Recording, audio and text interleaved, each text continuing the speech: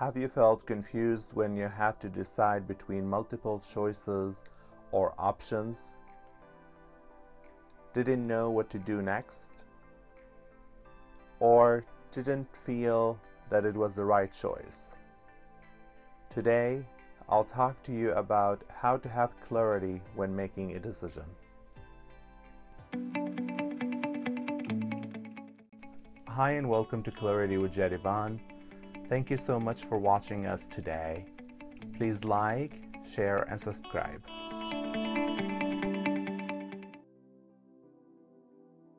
When it comes to making a decision, it's easier said than done. You probably by now had to make thousands of decisions in your life, but that does not make it easier. Decisions. Accepting a job offer, applying for a job, decisions, buying a house, relationship, buying furniture, selling, buying ice cream. Oh, ice cream, strawberry, chocolate mint, salted pistachio, vanilla, bubble mango. Decisions. Sometimes decisions are easy. Other times it's way more complicated. Often with decisions come consequences. And the question if you did the right choice or not might haunt you during that process. Today I'll talk to you about a tool that I use often when I need to make a big decision. I call it the problem-solving tool. During this conversation, I'll use an example today to help you understand and practice this tool.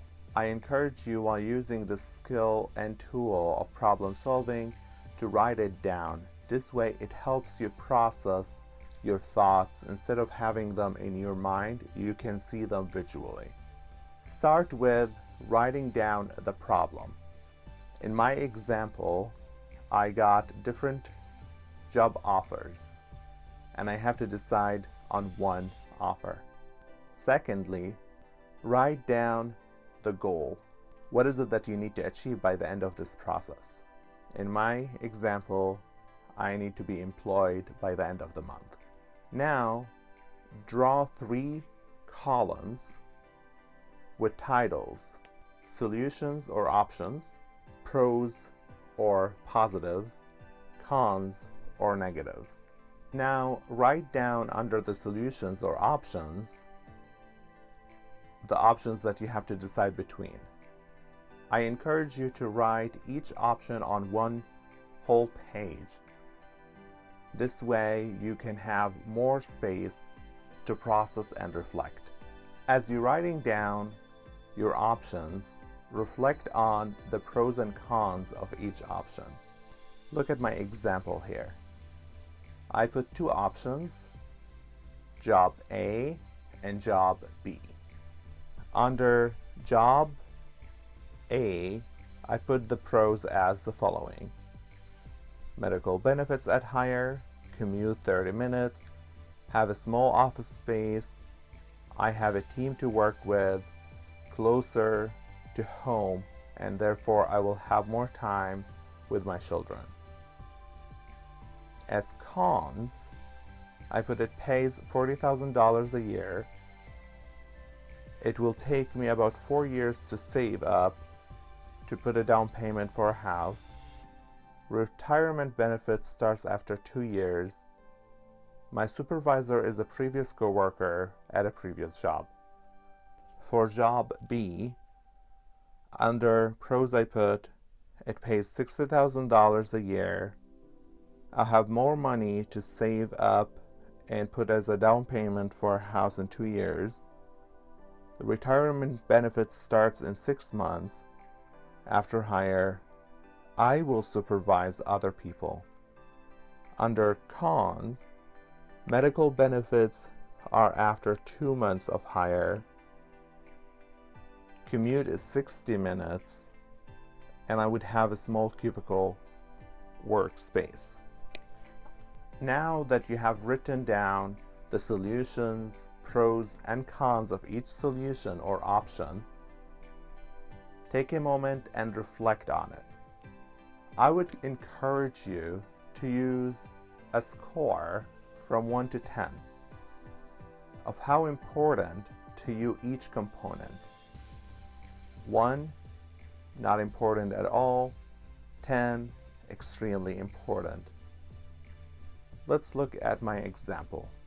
Now you can see that I put in red a number or score of how important each component is for me.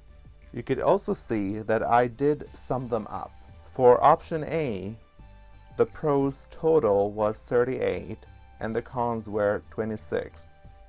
The difference is 12 points. For job B, the total of pros is 28 point and the cons 22. The difference is 6 points.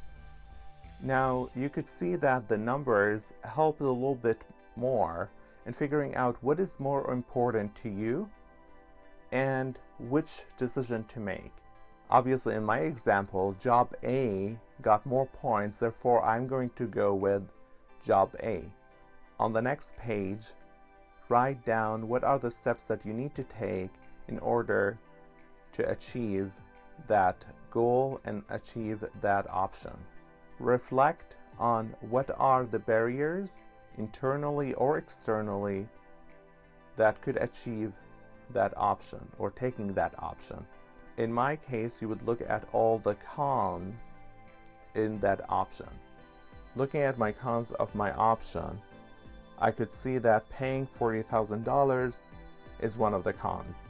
What are the skills, tools, and resources that I could use to help me overcome that barrier? I know that I'm good at finances, and for retirement benefits, I know about other programs and other ways that I could contribute to my retirement benefits. Regard my supervisor is a previous coworker at a previous job. Here I could use my interpersonal skills to keep our relationship professional and be effective at work. A blank form will be in the link below. I hope you found this video helpful. This was Jadivan in Clarity with Jadivan. Please like, share, subscribe.